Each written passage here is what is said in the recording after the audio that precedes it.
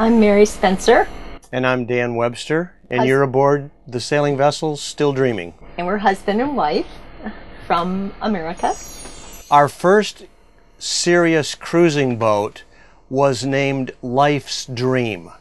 And then when we sold Life's Dream, we still wanted to continue, so we went from Life's Dream to Still Dreaming. There's always something out there that you want to do, think about, want an adventure or opportunity to do, so you're still thinking about it, so you're still dreaming about something. So something in the future to let you think about and work towards. I was introduced to sailing when I was in the Navy, and then I had some friends that were sailors on the Great Lakes. We're from Michigan.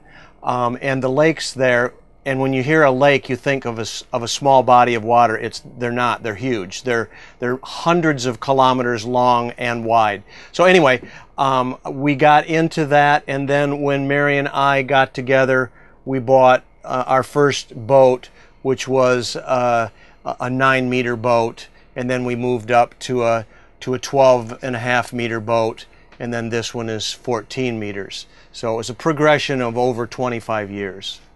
We sailed because we thought we both like to travel, but we also like the water. We are scuba divers, and we love just being by the water, on the water.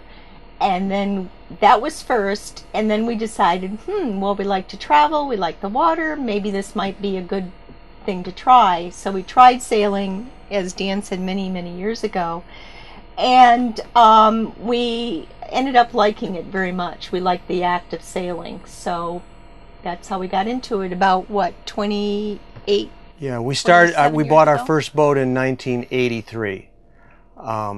And when we voyage this way, we're basically like a turtle. We have our home on our back, so to speak, so that we can go to faraway places. We can get into seeing the culture because we go very slowly, but yet we can always come home and sleep in our own bed.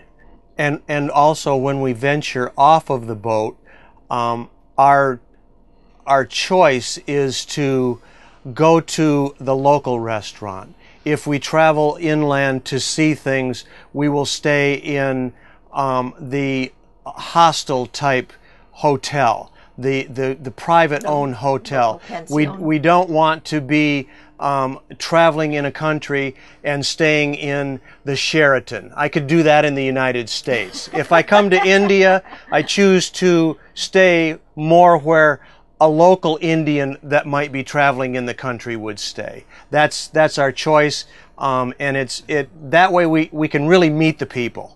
And be able to interact with them. Of course, there's always the language problem, but it seems like no matter what country we go to, there are always people that can speak English. And via the boat, India is the 23rd country that we have sailed to since we left. But I think in planning too, it's like any trip. You read, you talk to others who have made that journey. There are wonderful websites on the computer now. If we're voyaging to another country, you just get as much information that you can learn about it. You learn about the safety factors, you learn about areas that are good to take your boat, that are not so good to take your boat. So before the computer, I think it was mostly through books and word of mouth from other sailors. Talking to other people who have been there. And then, of course, in the time that we've been sailing, then you get the technology that's made it easier to navigate and also to find out about places, and even talking to people. Let's say to go to a marina in another country, you can either talk directly or you get on a website and you work out all the logistics of taking your boat there. And we also have radio communication on board, high frequency radio So we can talk to someone that's hundreds of miles away and say, okay, we're coming your direction, what's your weather like? And so you can get a lot of useful information. Or what's the situation? That way. Or we're saying, okay, we were in, say, Oman, and we're coming and we want to go to Cochin. Okay, where do we enter? What do we do? You know, okay, you go to the channel and they will give us a lat long so that we can put it into our GPS and say, okay, that's where we're going. And then when we get there, usually here you would call on the VHF, which is a relatively short distance radio, and you would contact port control and they say, okay, here's what you need to do. So the information is anymore very, very readily available. But we took classes and went to lectures. If there were people, knowledgeable people in the area who were coming in and giving talks and lectures, we would go to that. And we traveled. As Dan mentioned, we were in Michigan in the Great Lakes. Once a year we would go out to Annapolis, Maryland, which is kind of the sailing mecca for the United States. It's part of the Chesapeake. 1,000 kilometers from where we lived. And many, many sailboats. And once a year they would kind of have a meeting time, get together, and they would provide a lot of very knowledgeable people on sailing, navigation, engine maintenance, long distance cruising. And so we would go out once a year at that time over a period of 4 days and basically go to classes to learn how to do what we set out to do. But we enjoy the long distance stuff. I said to someone the other day that we sailed from Oman, Salalah, Oman to Mumbai, and it basically took us 8 days. And then we sailed from Mumbai to Kochi, which took another 6 days. I said I would take the 8-day crossing twice than I would the once coming down the coast, because we were close to shore. There we had to deal with all of the fishermen, all the fish nets, all of the trawlers, and it was not relaxing. Where if you're out in the middle of the ocean, you're 300 miles from the nearest shore, you have to look out to make sure that there's no freighter traffic or anything like that.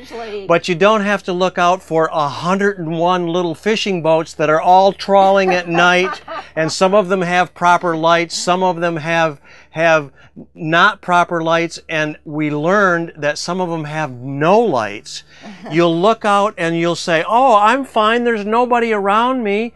And you look back 2 minutes later and you've got a guy that's 100 meters away. It was like, where did he come from? He came from because he just turned his lights on before they weren't there and we didn't know he was there. They'll flash their, so coming along the coast is very, very tense and very stressful, because you have to always be diligently watching. On an ocean crossing, we normally would be 3 hours. I would sleep for 3 hours. She would be on watch for 3 hours at night. When the 3 hours is up, then I would come on deck. She would go to sleep, and we would turn over and over through the nighttime, 3 on, 3 off, 3 on, 3 off. It was comical when we sailed across the Atlantic.